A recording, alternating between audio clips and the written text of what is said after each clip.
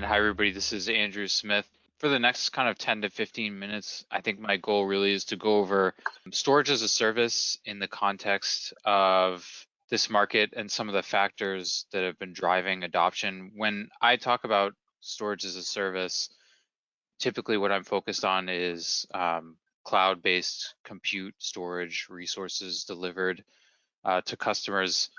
Storage as a service can mean different things to different organizations, different use cases, but I want to talk about some of the key factors, kind of so you know what it is when you see it type of thing, and how it might apply to your use case. I want to give you some market context in terms of what's growing, why it's growing, and then talk about over the past year. It's tough to talk about any market without factoring in the impact of COVID-19, how it's changing buyer behavior, how it's changing buyer expectations. We'll go a little bit into that related specifically to cloud-based storage. So first of all, what is enterprise storage as a service? How do you know it when you see it? IDC doesn't actually have a market for storage as a service. We have a market for cloud storage, cloud delivered storage, and cloud delivered compute. But really, those are kind of, you could consider those the building blocks, the foundation of storage as a service. It typically encompasses on-premises and cloud delivery models, but it'll be solutions that deliver consumption storage capabilities in an OpEx model, right? Subscription-based billing.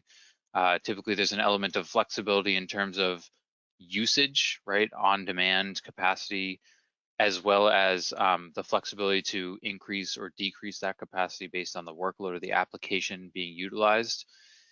And then what's interesting, I think, in the context of this conversation too, is embedded data security, IT resilience capabilities, right? Things like deduplication, replication, encryption are all built into the service and automated in some form or fashion that helps kind of take that burden off of IT, off of internal IT.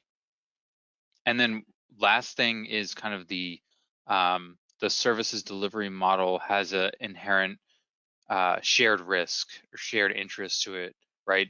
This is a provider guaranteeing SLAs around uptime, data access, performance, something that the buyer kind of depends on in terms of what they can guarantee and what they can expect from their service over time.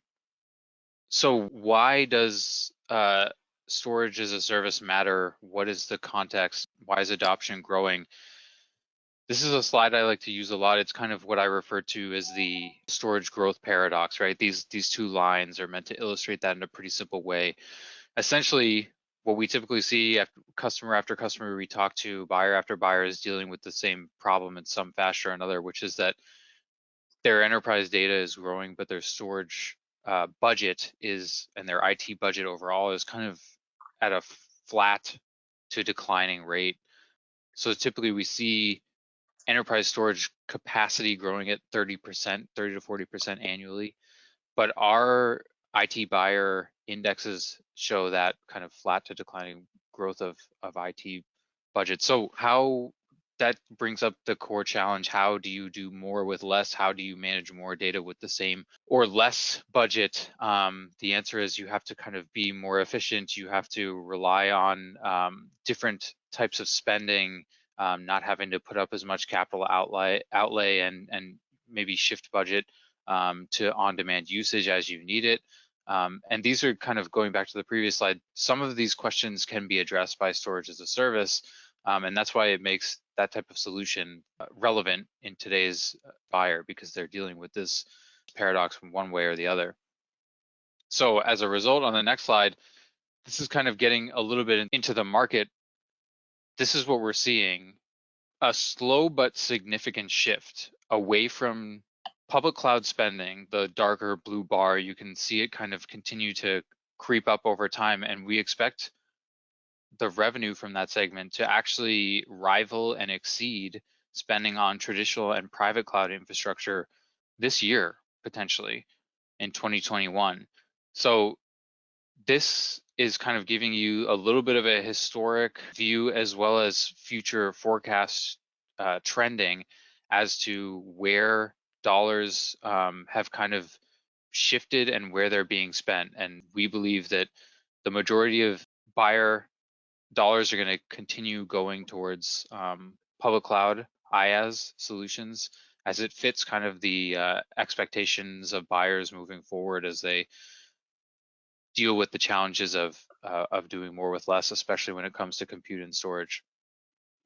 Certainly among the top challenges that we see in our research too, I mean, typically regulation, security, data growth, and cost, all within the top, 5 to 6 challenges. We can compare this to some of the results that IDC's gathered from our IaaS View study. So this is an annual survey that we run with about just over 1,000 buyers. This question is asking something similar. Top 3 factors driving public cloud IaaS usage. At the top, we kind of have performance, security, access to data. Now, what we've seen, interesting, this relates to kind of the poll you guys have just taken too, is that as customer use cases mature, cost continuously goes down the list of challenges or the list of factors driving usage. I think the maturity steps that we see customers going through is cost is high at the outset when they're picking a vendor, but then as they start deploying their use cases, start deploying applications and mature their use case, it becomes about compliance, security, and some of those other factors that are away from kind of cost, CapEx, and TCO. So that's something to kind of keep in mind maybe as you're thinking about your use case, thinking about your deployment models. But hopefully these data points give you a quick view of kind of some of the factors driving public cloud IaaS usage today. And then on the next slide, we'll, again, going back to the challenges. So you've got security, performance, cost of billing as the top 3. Security tends to dominate these types of questions when it comes to cloud compute and storage usage. I think it has always been a top concern and will always be a top concern, especially if you're an organization moving from on-premises to a multi-tenant environment to a cloud environment. There's always data and applications which are too critical to fail, have compliant data with special regulatory requirements that must be met, no downtime or data loss. And this kind of there will always be this element of hesitancy to move or manage those workloads to the cloud. Over time, what we see is kind of a hybrid approach, right? Where organizations move some workloads to cloud, keep others on premises, and then maybe manage the movement of those workloads back and forth. A lot of times we talk about it in terms of workload equilibrium, right? It's okay to have an expectation that things are going to move based on performance, security, or cost needs. The best advice is to kind of plan for that data movement or that workload movement, right? Remain flexible in your approach to cloud storage and compute. Starting to wrap up here, a little bit of market context on the past year, how COVID-19 impacted cloud storage and what it might mean for kind of your outlook on the market and your outlook on adoption.